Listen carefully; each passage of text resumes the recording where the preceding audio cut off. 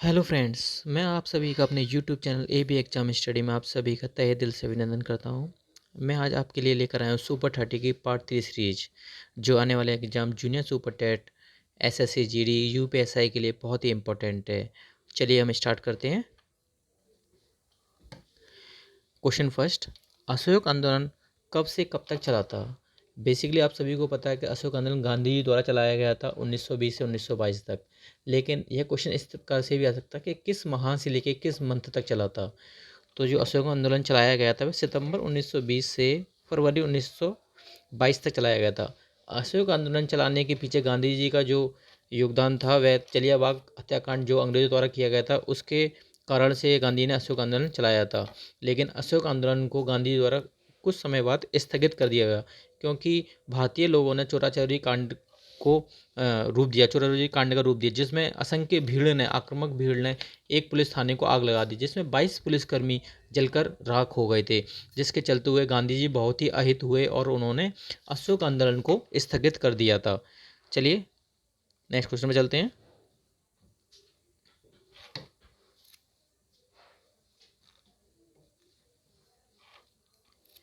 किस राज्य और देश की सीमा अरुणाचल प्रदेश को नहीं छूती है? हमारे ऑप्शन है असम, नागालैंड, भूटान, मणिपुर। हमारा आंसर है मणिपुर की सीमा अरुणाचल प्रदेश को नहीं छूती है। अरुणाचल प्रदेश की राजधानी ईटानगर है, ये सभी आप सभी को पता है। अरुणाचल प्रदेश के दो दो राज्य जो उनको छूते हैं उसकी सीमा को, वह है असम और नागालैंड। जबकि एक पड़ोसी देश वह है भूटान, जो कि अरुणाचल प्रदेश की सीमा को छूता है। चलिए नेक्स्ट क्वेश्चन में चलते हैं। भारत के नियंत्रक व महालेखा परीक्षक लेखा परीक्षा रिपोर्ट किसके समक्ष प्रस्तुत करते हैं? यह जो रिपोर्ट प्रस्तुत की जाती है भारत के राष्ट्रपति के समक्ष प्रस्तुत की जाती है, और इसका लेखा जोखा जो भी रखते हैं वह भारत के राष्ट्रपति ही रखते हैं। ठीक है, इसका आंसर भारत के राष्ट्रपति ही होगा। चलिए नेक्स्ट क्वेश्चन पे चलते हैं। दल बदल विरोधी कानून किस संवैधानिक संशोधन के द्वारा पारित किया गया था? यह किया गया था 41वें संवैधानिक संशोधन अधिनियम के द्वारा, 46वें संवैधानिक संशोधन अधिनियम के द्वारा, 48वें संवैधानिक संशोधन अधिनियम के द्वारा, 52वें संवैधानिक संशोधन के द्वारा। जो दल बदल विरोधी कानून था वह 52वें संवैधानिक संशोधन अधिनियम के द्वारा ही पारित किया गया था। चलिए नेक्स्ट क्वेश्चन में चलते हैं। भारतीय संविधान में प्रस्तावना कहाँ से लिया गया है? जर्मनी से लिया गया है, जापान से लिया गया है, फ्रांस से लिया गया है, संयुक्त राज्य अमेरिका से लिया गया है। आप सभी को पता है कि हम इसे एक लॉजिक से भी याद कर सकते हैं, प्रस्तावना, क्योंकि इस समय जो उभरती हुई शक्ति, सबसे बड़ी शक्ति वह संयुक्त राज्य अमेरिका है।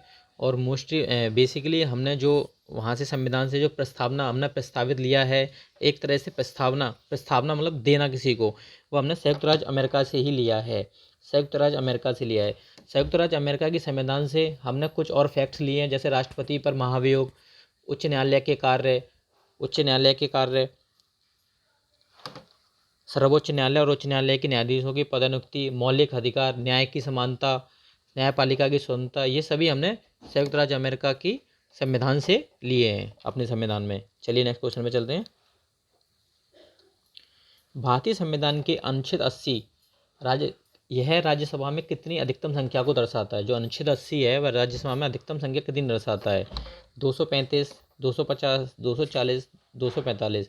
अधिकतम संख्या अनुच्छेद 80 के अनुसार 250 हो सकती है राज्यसभा के सदस्यों की, इससे अधिक नहीं हो सकती। लेकिन अभी वर्तमान में जो राज्यसभा के सदस्यों की संख्या है वह 245 है।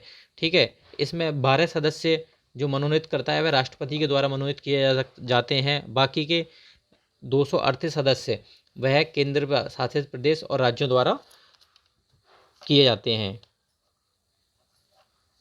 या आप इसमें देख सकते हैं 12 सदस्य राष्ट्रपति के द्वारा और 238 राज्यों और 2 केंद्र शासित प्रदेशों के प्रतिनिधित्व करते हैं। चलिए नेक्स्ट क्वेश्चन में चलते हैं। किस अनुच्छेद में प्राथमिक शिक्षा मातृभाषा को दिया गया है? बेसिकली हर राज्य में भारतीय संविधान के अनुसार हम जो प्राथमिक शिक्षा लेते हैं वह अपनी मातृभाषा में ही लेते हैं। वह किस अनुच्छेद में वर्णित है? अनुच्छेद 29 में, अनुच्छेद 350 में, अनुच्छेद 220 में, अनुच्छेद 351 में। वह उसका आंसर है अनुच्छेद 351 है। प्राथमिक भाषा जो होनी चाहिए वह हमारी मातृभाषा होनी चाहिए, जिसमें हम अपनी शिक्षा लेते हैं। चलिए नेक्स्ट क्वेश्चन में चलते हैं। अगर दोस्तों आपको ये वीडियो पसंद आ रही हो तो कृपया मेरे चैनल को सब्सक्राइब और इस वीडियो को शेयर और लाइक ज़रूर करें। मत देने का अधिकार भारतीय संविधान के किस अनुच्छेद में है? अनुच्छेद 322, अनुच्छेद 324, अनुच्छेद 326, अनुच्छेद 330। जो मत देने का अधिकार है वह अनुच्छेद 326 में वर्णित है। दोस्तों, अगर आपने मेरी सुपर 30 की पहली और दूसरी वीडियो नहीं देखी तो वह ज़रूर देखें, क्योंकि ये आने वाले एग्ज़ाम तक मैं 20 सीरीज़ कराऊंगा। ये 20 सीरीज़ बहुत ही मोस्ट इम्पॉर्टेंट है, जिसमें मैंने most of the important questions लिए हैं जिनके आने के चांस 99% है। तो कृपया अगर आपने मेरी पहली और दूसरी सीरीज़ नहीं देखी सुपर 30 की तो वह ज़रूर देखें। ठीक है, चलिए नेक्स्ट क्वेश्चन पे चलते हैं।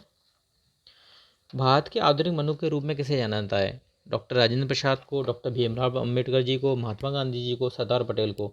आधुनिक मनु के रूप में डॉक्टर भीमराव अम्बेडकर जी को जाना जाता है। संविधान के निर्माण में डॉक्टर भीमराव अम्बेडकर जी का बहुत बड़ा योगदान था। संविधान के निर्माण में पेशे से जो डॉक्टर भीमराव अम्बेडकर जी थे ये वकील थे और यह मसौदा समिति के अध्यक्ष भी थे।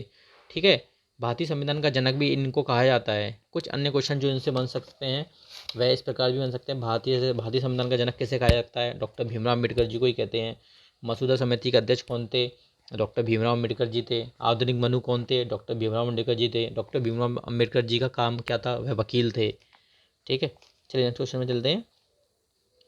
कल्याणकारी राज्य की अवधारणा संविधान के किस भाग से लिए हमने? प्रस्तावना से लिए। प्रस्तावना तो आप सभी को पता है कि हमने संयुक्त राज्य अमेरिका से लिया है। मौलिक अधिकार भी हमने वहीं से लिए हैं। राज्य नीति का निर्देशक सिद्धांत कहाँ से लिया है? ये हमने लिया है कल्याणकारी राज्य की अवधारणा जो ली है हमने वो राज्य नीति के निर्देशक सिद्धांत से लिए हैं। ठीक है, प्रस्तावना अमेरिका से लिए, मौलिक अधिकार भी मोस्टली हमने अमेरिका से ही लिए हैं। जो आपका दे रखा है राज्य नीति का निर्देशक सिद्धांत, ये हमने कल्याणकारी राज्य की अवधारणा वहीं से ली है। चलिए नेक्स्ट क्वेश्चन में चलते हैं। भारतीय संविधान के किस अनुच्छेद में चुनाव आयोग का प्रबंधन उल्लेख है? अनुच्छेद 320, अनुच्छेद 322, अनुच्छेद 324, अनुच्छेद 326। अनुच्छेद 324 में वर्णित है। चलिए नेक्स्ट क्वेश्चन में चलते हैं। जीएसटी संशोधन अधिनियम के रूप में पेश किया गया है 100, 101, 102, 103। जीएसटी अधिनियम संशोधन 101 इसका आंसर है कि अधिनियम के रूप में पेश किया गया है। अन्य क्वेश्चन जो इस प्रकार जीएसटी पर बन सकते हैं। जीएसटी कब पारित हुआ था भारत में? 1 जुलाई 2017 को यह भारत में अस्तित्व में आया था। ठीक है, जीएसटी का पहली बार वर्णन सन 2005 में पी चिदम्बरम द्वारा संसद में पेश किया गया था। ठीक है, जीएसटी लागू करने वाला पहला देश कौन सा था? वह था फ्रांस। चलिए नेक्स्ट क्वेश्चन में चलते हैं। केंद्रीय सूचना आयोग किस मंत्रालय के अंतर्गत आता है? गृह मंत्रालय, वित्त मंत्रालय, क्रमिक मंत्रालय, सामाजिक न्याय संस्कृति मंत्रालय। यह आता है क्रमिक मंत्रालय के अंतर्गत। मुझे उम्मीद है आप सबों की तैयारी बहुत अच्छी चल रही होगी आने वाले एग्जाम जूनियर सुपर टेट के लिए, और मुझे आशा है कि इस सुपर टेट में आप अपने लिए एक सीट ज़रूर पक्की करेंगे। और आई होप आप सभी जीएस, जनरल स्टडीज़ में, जनरल नॉलेज में, करंट अफेयर में आउट ऑफ 50 में से 50 मार्क्स लेकर आएंगे। मुझे पूरी उम्मीद है आप लोगों की तैयारी को देखते हुए। भारतीय संविधान के अनुच्छेद 280 के तहत किसकी स्थापना की गई है? योजना आयोग, अंतर्राज्य परिषद, रिवर वाटर ट्रिब्यूनल या वित्त आयोग? 280 के तहत वित्त आयोग की अनुच्छेद स्थापना की गई है। इसके अलावा कुछ और क्वेश्चन ऐसे भी बन सकते हैं कि वित्त आयोग को गठित करने वाला कौन होता है? वित्त आयोग गठित करने वाला राष्ट्रपति होता है। वित्त आयोग का गठन राष्ट्रपति द्वारा कितने वर्षों के लिए किया जाता है? वह 5 वर्षों के लिए किया जाता है। 5 वर्षों के लिए किया जाता है। चलिए नेक्स्ट क्वेश्चन में चलते हैं। भारत के मुख्य चुनाव आयोग की नियुक्ति कितने वर्षों के लिए होती है? 4 वर्ष, 5 वर्ष, 6 वर्ष, इनमें से कोई नहीं। बेसिकली अगर पूछा जाएगा तो आप इसका आंसर 5 वर्ष लगा देंगे, क्योंकि सारे कार्यकाल मोस्टली 5 वर्ष के होते हैं। लेकिन जो मुख्य चुनाव आयुक्त होता है उसका कार्यकाल केवल 6 वर्ष का होता है। वह अन्य क्वेश्चन जो इसके लेकर बन सकते हैं, जैसे प्रेजेंट में हमारे मुख्य चुनाव आयुक्त कौन है? भारत के मुख्य चुनाव आयुक्त कौन है? वह हैं सुशील चंद्र जी, जो 13 अप्रैल 2021 को भारत के वर्तमान के 24वें मुख्य चुनाव आयुक्त बने थे। 24वें, और जो 23वें चुनाव मुख्य आयुक्त थे वह थे सुनील अरोड़ा जी। चलिए नेक्स्ट क्वेश्चन में चलते हैं। मोस्ट इंपॉर्टेंट क्वेश्चन है, कृपया इन्हें जरूर देखें। आ सकते हैं, आने की संभावना 99% है इनकी।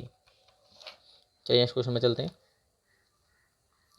किस महाभियोग की प्रक्रिया द्वारा हटाया जाता है? महाभियोग की प्रक्रिया, अभी हम जब संविधान देख रहे थे प्रस्तावना वाला, तो उसमें ऑप्शन था कि राष्ट्रपति को, हमने जो अमेरिका से लिया है, एक संविधान, उसमें राष्ट्रपति को हम महाभियोग की प्रक्रिया द्वारा हटा सकते हैं। जैसा कि इस क्वेश्चन में दे रखा है, महाभियोग की प्रक्रिया भारत के राष्ट्रपति।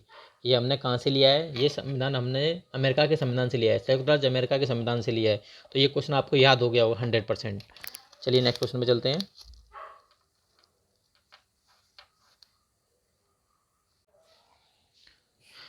भारतीय संविधान का कौन सा भाग मौलिक अधिकार से संबंधित है? भाग 1, भाग 2, भाग 3, भाग 4। भाग 3 में मौलिक अधिकार से संबंधित है। मौलिक अधिकार जो वर्णित हैं वह भाग 3 में वर्णित हैं। चलिए नेक्स्ट क्वेश्चन पे चलते हैं हम।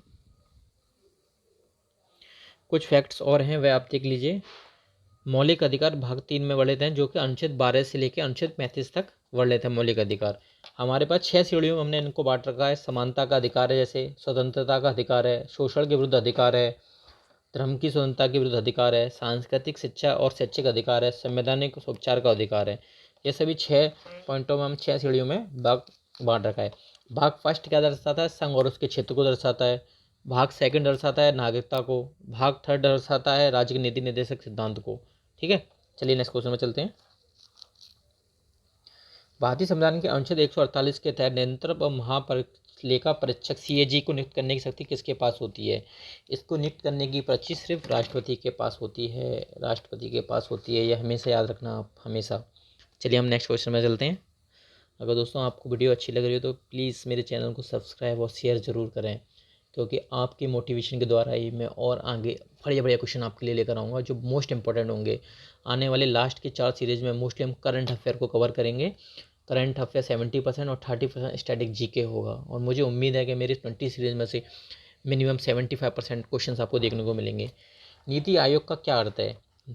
नीति आयोग का क्या अर्थ है? National Index of Transforming Indian, tracing Indian, National Institute of Transforming India, tracking भारतीयों के लिए राष्ट्रीय संस्थान, National Institute for Transforming India. NITI Aayog की फुल फॉर्म है National Institute for Transforming India. ठीक है, इसके कुछ फैक्ट्स भी हैं जो इसके क्वेश्चन बन सकते हैं, वह हम जान लेते हैं। जैसे नीति आयोग की स्थापना कब हुई? इसकी स्थापना 1 जनवरी 2015 को हुई थी। 1 जनवरी 2015 को हुई थी। इसकी हमने नीति आयोग का गठन किसके के लिए किया था? मतलब योजना आयोग के बाद किया था। इसका गठन योजना आयोग के स्थान पर किया गया था। ऐसे भी क्वेश्चन आ सकता है कि नीति आयोग का गठन किसके स्थान पर किया था? योजना आयोग के स्थान पर किया था। ये भी क्वेश्चन आ सकता है कि नीति आयोग के प्रथम अध्यक्ष कौन थे? वे हैं हमारे माननीय प्रधानमंत्री श्री नरेंद्र मोदी जी। माननीय प्रधानमंत्री श्री नरेंद्र मोदी जी। नवाडा की स्थापना। नवाडा बेसिकली है क्या? नवाडा यह कृषि और ग्रामीण जो लोग हैं उनके विकास के लिए बनाई गई एक संस्था है, जो कृषि और ग्रामीण लोगों को लोन प्रोवाइड कराती है, कृषि के लिए लोन देती है, कृषि के लिए ऋण देती है, ताकि वहाँ के लोगों को डेवलपमेंट हो सके। इसकी स्थापना 1982 में हुई थी। नवाडा की स्थापना 1982 में हुई थी। ठीक है, कुछ क्वेश्चन जैसे नवाडा के हम दे सकते हैं कि नवाडा का बेसिकली काम क्या है? कृषि और ग्रामीण विकास के लिए राष्ट्रीय बैंक है। ये कृषि और ग्रामीण विकास के लिए एक राष्ट्रीय बैंक है। नवाडा देश के ग्रामीण क्षेत्र के मुख्य रूप से ध्यान केंद्रित करने वाला एक विकास बैंक है। यह कृषि और ग्रामीण बैंक के लिए वित्त प्रदान करने वाला शीर्ष बैंकिंग संस्था है। नवाडा का मुख्यालय कहाँ पर? यह क्वेश्चन भी आ सकता है। इसका मुख्यालय मुंबई में स्थित है। ठीक है, चलिए नेक्स्ट क्वेश्चन में चलते हैं। कौन मत्स्य महाजनपद की राजधानी है? मत्स्य महाजनपद की राजधानी कौन सी है? कौशाम्बी, इंद्रप्रस्थ, विराटनगर, मथुरा। ठीक है, सूरसेना की राजधानी मथुरा थी, कौशाम्बी नहीं है। विराटनगर इसका आंसर है, विराटनगर। मत्स्य महाजनपद की राजधानी विराटनगर है, विराटनगर है। ठीक है, इसके कुछ फैक्ट्स हैं जो क्वेश्चन अलग बन सकते हैं। जैसे कौशाम्बी व्रत साम्राज्य की राजधानी थी। कौशाम्बी कहाँ की राजधानी? वह व्रत साम्राज्य की राजधानी थी, व्रत साम्राज्य की राजधानी थी। इंद्रप्रस्थ कुरु साम्राज्य की राजधानी। मथुरा सुरसेना राज्य की राजधानी थी। बहुत ही मोस्ट इंपॉर्टेंट क्वेश्चन है, कृपया इन फैक्ट को जरूर याद रखें। 15वें पूर्व एशियाई शिखर सम्मेलन 2020 में भारत का प्रतिनिधित्व किसके द्वारा किया गया? निर्मला सीतारमण, अमित शाह जी, रविशंकर प्रसाद जी, एस जयशंकर। जो 15वां पूर्व एशिया शिखर सम्मेलन हुआ 2020 में, उसका भारत की तरफ से प्रतिनिधित्व किया था एस जयशंकर जी ने। ठीक है, चलिए नेक्स्ट क्वेश्चन में चलते हैं। हाल ही के समाचारों में उल्लिखित कृत्रिम बुद्धिमत्ता रोबोटिक्स टेक्नोलॉजी पार्क कहाँ स्थित है? चेन्नई, दिल्ली, बेंगलुरु, हैदराबाद। आप सभी को पता है कि टेक्नोलॉजी का क्षेत्र हमारा बेंगलुरु है, ये फेमस है। ठीक है, तो इसका आंसर बेंगलुरु है। चलिए नेक्स्ट क्वेश्चन में चलते हैं। रुक्मणी देवी अरुणिल निम्नलिखित में से किस नृत्य शैली से जुड़ी हुई है? भरतनाट्यम, कुचिपुड़ी, कथक, कथकली। हमारा आंसर है भरतनाट्यम। चलिए अब हम इन क्वेश्चनों को रिवीजन कर लें ताकि ये अभी आप सभी को ये क्वेश्चन तुरंत की तुरंत याद हो जाए।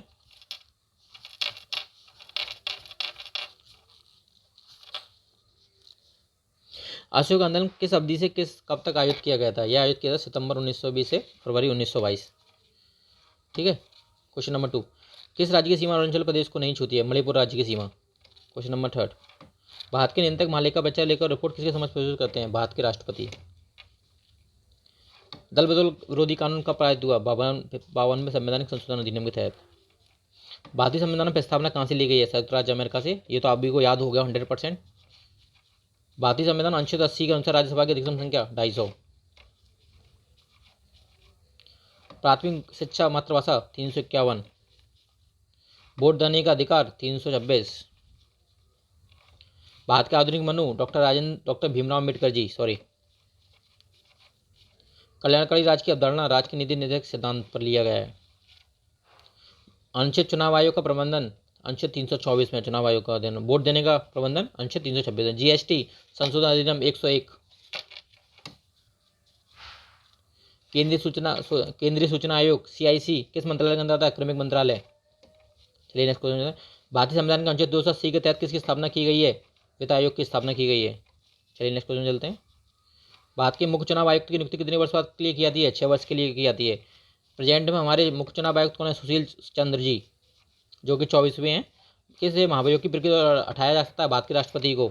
ये सब आप सभी को पता है। भारत का संविधान कौन सा मौलिक अधिकार है? भाग 3 में। अनुच्छेद 180 के तहत नियंत्रक और CIG की रिपोर्ट भारत के राष्ट्रपति। नीति आयोग की full form national Institute for Transforming India. National Institute for Transforming India. NITI आयोग का गठन हुआ था 1 जनवरी 2015 को। इसके अध्यक्ष कौन है? नरेंद्र मोदी जी। नवाडा की स्थापना 1982 में। नवाडा का काम क्या है? कृषि और ग्रामीण विकास को डेवलप करना। मत्स्य महाजनपद की राजधानी कौन सी है? विराटनगर। मथुरा की राजधानी सुरसेना। 15वें मुख्य एशियाई शिखर सम्मेलन में 2020 का भारत का प्रतिनिधित्व किया एस शंकर जी ने। हाल ही में समाचार में लिखित कृत्रिम बुद्धिमत्ता रोबोटिक्स टेक्नोलॉजी पार्क कहाँ स्थित है? बेंगलुरु। रुक्मणी देवी अरुणिल निम्नलिखित में से कितने शैली से जुड़ी हुई है? भरतनाट्यम। दोस्तों अगर आपको ये वीडियो पसंद आई हो तो कृपया मेरी वीडियो को शेयर और लाइक ज़रूर करें और मेरे चैनल को सब्सक्राइब, ताकि मुझे मोटिवेशन मिले और मैं आपके लिए और अच्छे क्वेश्चन आगे के लिए लेकर आऊँ। आप विश्वास कीजिए कि आपके लिए मैं बहुत मेहनत कर रहा हूँ और ये क्वेश्चन आने वाले एग्जाम में आपको देखने को जरूर मिलेंगे। चलिए थैंक यू।